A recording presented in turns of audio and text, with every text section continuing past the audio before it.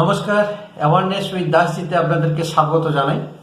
আপনাদের কাছে স্বনির্বন্ধ অনুরোধ, আমার এই চ্যানেলটিকে সাবস্ক্রাইব করুন এবং পাশে থাকুন।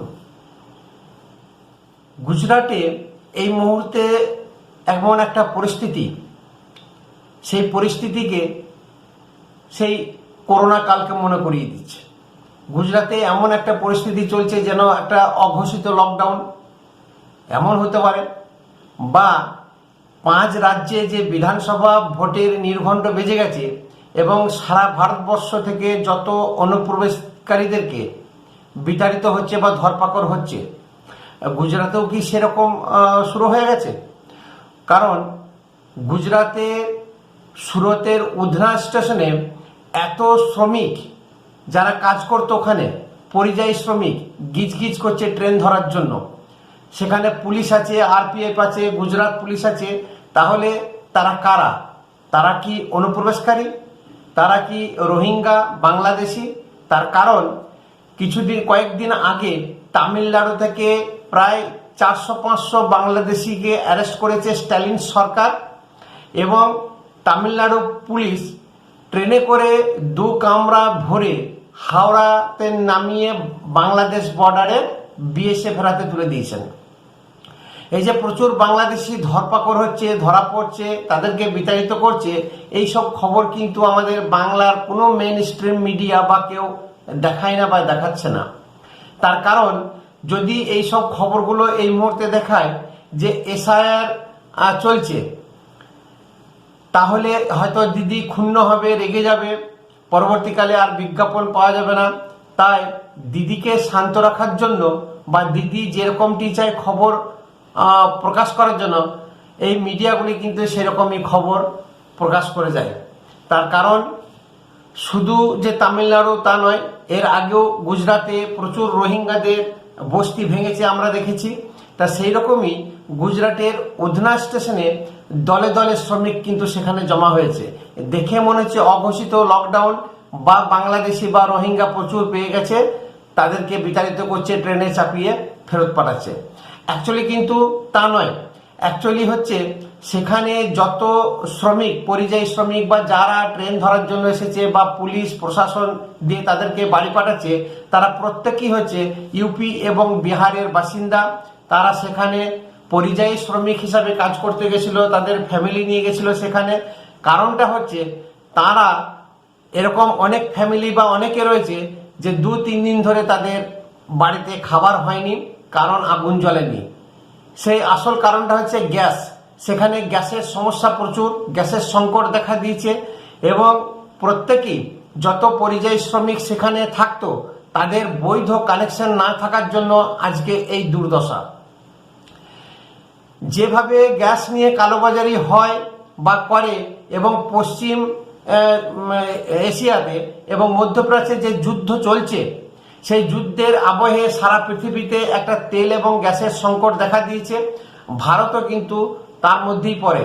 কিন্তু ভারতের কূটনীতি, নরেন্দ্র মোদীর কূটনীতি এবং আমাদের বিদেশ মন্ত্রী এস জয়শঙ্করের বদান্যতায় বা পলিসিতে আজ কিন্তু ইরান ভারতের সঙ্গে সুসম্পর্ক রেখে চলেছে। তেল, গ্যাস প্রত্যেকটি জিনিসই কম হলেও কিন্তু পাঠাচ্ছে, তার সেই সমস্ত কমার্শিয়াল জাহাজগুলোকে কিন্তু ছেড়ে দিচ্ছে। শুধু তাই নয়, নরেন্দ্র মোদী 1955 সালের যে কালোবাজারি আইন প্রয়োগ করে দিয়েছেন, কেউ তেল এবং গ্যাস বা ফার্টিলাইজার এরকম জিনিস কালোবাজারি করতে পারবে না, স্টক করে রাখতে পারবে না, গোডাউনে ভরে রাখতে পারবে না। যদি করে তার কঠোর আইন এবং তার জেল পর্যন্ত হতে পারে। এই বার্তা কিন্তু আগেই দিয়ে রেখেছিলেন, যার ফলে গুজরাটে বেশি সংখ্যক ব্যবসায়ী বা বেশি সংখ্যক পরিযায়ী শ্রমিকরা এই গ্যাস না পাওয়ার জন্য তাদেরকে কিন্তু সেই রাজ্য ছেড়ে পালিয়ে আসতে হচ্ছে।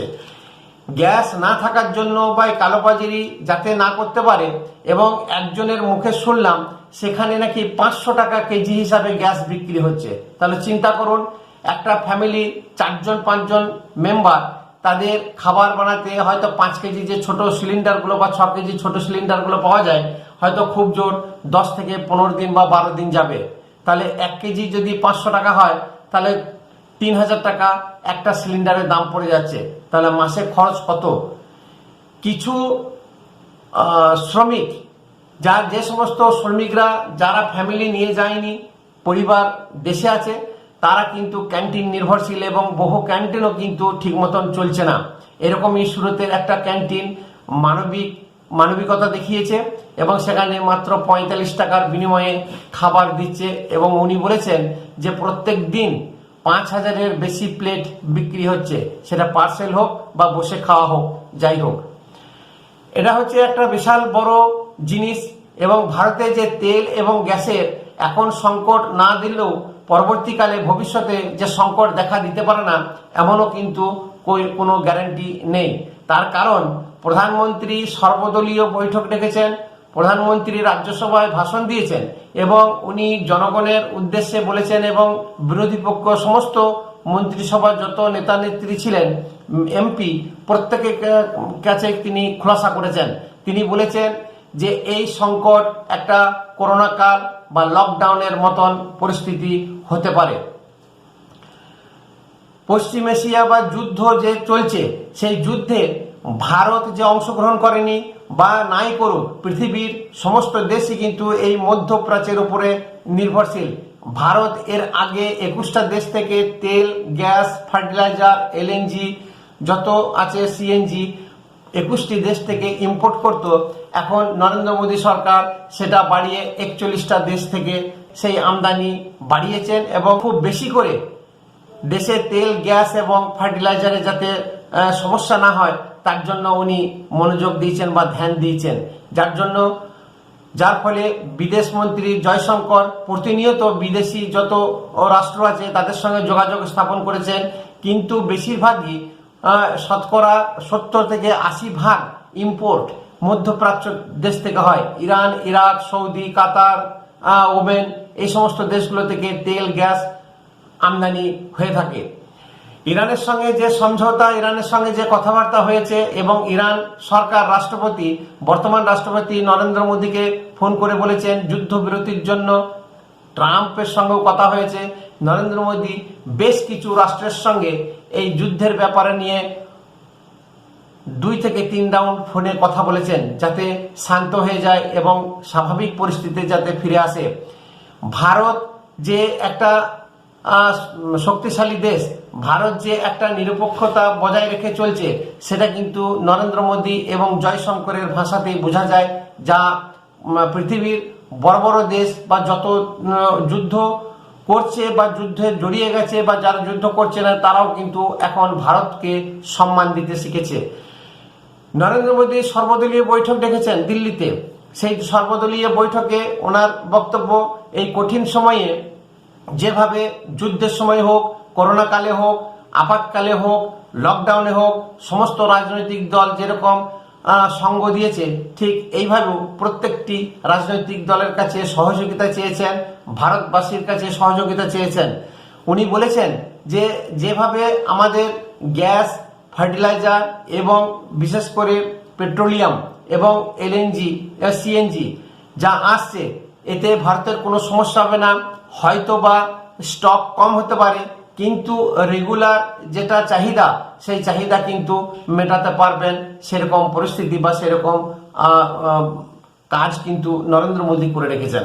ভারতবর্ষে যে পেট্রোলের সঙ্গে ইথানল ইউজ করে আজকে জ্বালানি হিসাবে ব্যবহার করা হচ্ছে, তা ইথানল 20% ইউজ করার জন্য বছরে প্রায় 4 কোটি ব্যারেল আমদানি কম করা হচ্ছে, যা এটা স্বনির্ভরশীলতা এবং ভারতের পক্ষে সবথেকে খুবই শুভ সংকেত।